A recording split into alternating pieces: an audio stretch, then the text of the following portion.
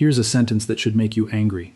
A senior in this country can spend $20,000 turning their bathroom into something safe to use, and if nobody tells them the right 2 words to put on their tax return, they can walk away with nothing. Not a reduced amount. Nothing. Meanwhile, the neighbor down the street does the exact same renovation, asks one extra question before they sign the contract, and comes out $4,000 ahead. Same house, same walk-in shower, same grab bars. The only difference is one of them knew there were 3 separate places to collect money for it, and the other one thought there was just one line on a tax form. That's what we're covering today. Not the basic version of this credit that everyone already knows about, the full stack. Because in 2026, if you're doing this right, one accessibility renovation can touch a federal credit, a provincial credit, and in some households, a second federal program entirely. On top of that, 3 different pools of money, 1 job. And at the very end, I'm going to tell you about the version of this that pays you nothing at all, because it matters just as much as the parts that pay you something. So stay with me through this one. Point number 1. The credit almost everyone has heard of, at least by rumor. It's called the Home Accessibility Tax Credit, and on your return it lives at line 31285. Here's what it's worth.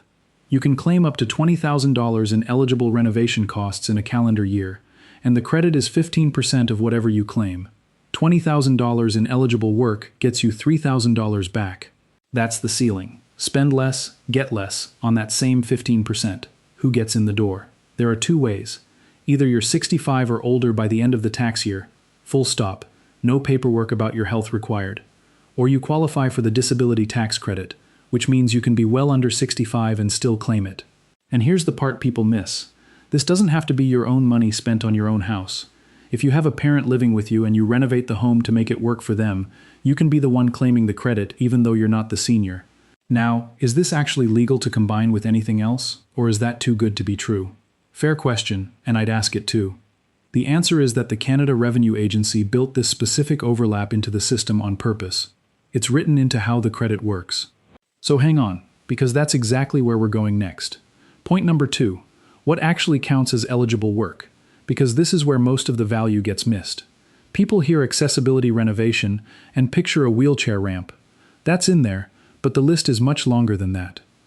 Grab bars and railings, walk-in tubs and showers you can wheel into, widened doorways, lowered counters and cabinets you can reach from a seated position, which can turn a kitchen renovation into an eligible expense, non-slip flooring, stair lifts and home elevators, better lighting on stairs and in hallways where a fall is more likely, lever door handles instead of round knobs, which matters enormously if arthritis is part of the picture, raised toilets, and a wheel-in entrance at the front of the house, which can include the door itself and the threshold underneath it. What doesn't count? A new roof because the old one leaks? No. Paint? No. A patio for entertaining? No. Appliances? No. The test the CRA applies is whether the work makes the home safer or easier to move through for the qualifying person, and whether it's a lasting part of the house rather than something portable. Before you spend $1, look up line 31285 on the CRA's own site or ask whoever prepares your taxes and get your specific job confirmed. That's a 5-minute check that decides whether you get a credit or a disappointment. Point number 3, and this is the stack that gives this video its title. In many cases, the exact same renovation receipt can be claimed under a second credit at the same time. It's called the Medical Expense Tax Credit, and it's much older and much more well-known on its own. Normally in the tax system, $1 spent gets claimed in one place. That's the rule almost everywhere. But for these 2 specifically, the CRA allows the same eligible expense to count toward both the Home Accessibility Tax Credit and the Medical Expense Tax Credit, provided the work was done for a medical reason. A walk-in shower installed because someone can no longer safely use a bathtub, that can qualify for the Home Accessibility Credit, and it can also be claimed as a medical expense, on the same receipt. I'm not going to give you a made-up number for what that's worth in your household, because the medical expense credit depends on your net income and what else you've claimed that year, and pretending I can calculate that on camera would be dishonest. What I can tell you is this. Before you file, ask whoever does your taxes one specific question. Can this renovation be claimed under both line 31285 and the medical expense credit? If the answer is yes, that single sentence might be worth more than anything else in this video. Point number 4. What your province adds, because the federal credit is the floor, not the ceiling. If you're in British Columbia, there's a home renovation tax credit for seniors and persons with disabilities. It's worth 10% of eligible expenses, up to a maximum of $1,000 a year, based on up to $10,000 in qualifying costs. And this one is refundable. If you're in New Brunswick, there's a nearly identical program, same 10%, same $1,000 cap, also refundable.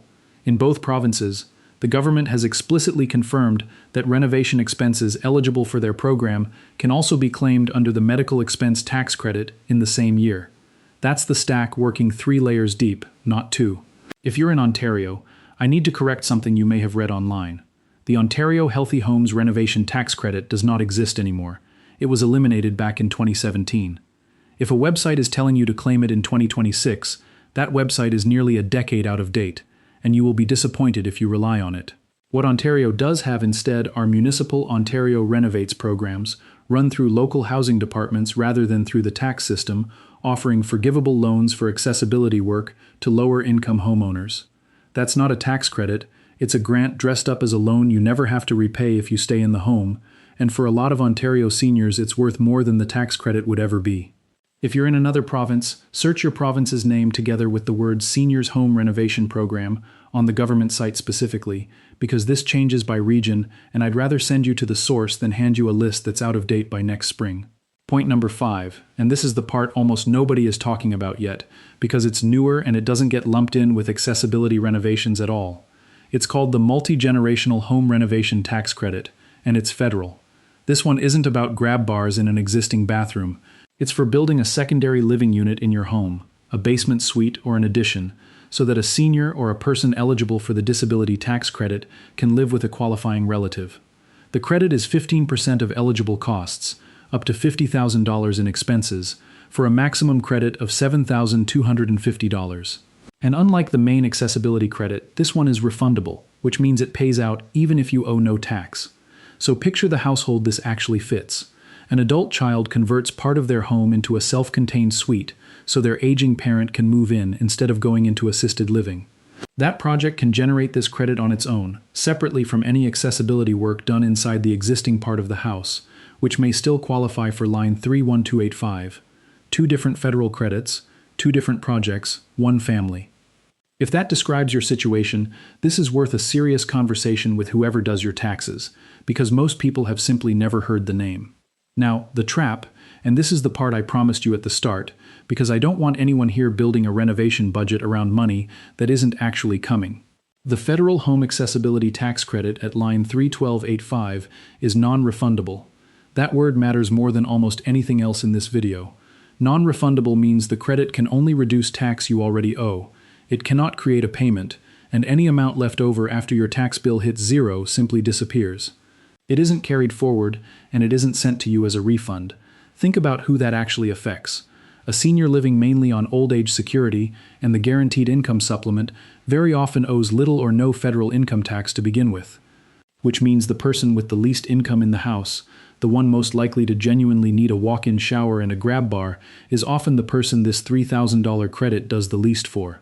That's not a criticism of the program, it's simply how every non-refundable credit in the system behaves.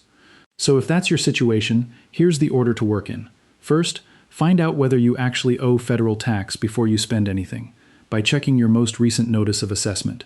Second, if you're in British Columbia or New Brunswick, go straight to the provincial credit, because those pay out regardless of what you owe.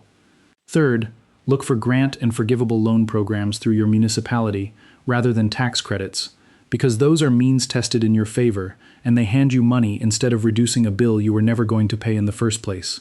Here's the checklist to run through before a single dollar leaves your account. Confirm whether you owe tax. Confirm your specific renovation qualifies under line 31285 by asking that exact question to whoever prepares your return. Ask whether the same expense can be claimed under the medical expense credit as well. Ask whether your household might qualify for the multi-generational home renovation tax credit if a family member is moving in. And keep a proper itemized invoice with the contractor's business name, address, GST or HST number, and the date, because a credit you can't document is a credit you don't have. Everything in this video is general education, not personal tax advice tailored to your situation.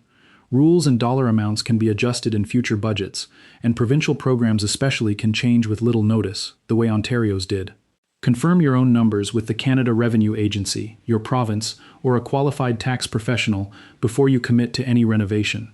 If this helped you see money you didn't know was sitting there, tell me your province in the comments, because the stacking options change depending on where you live, and I read every one.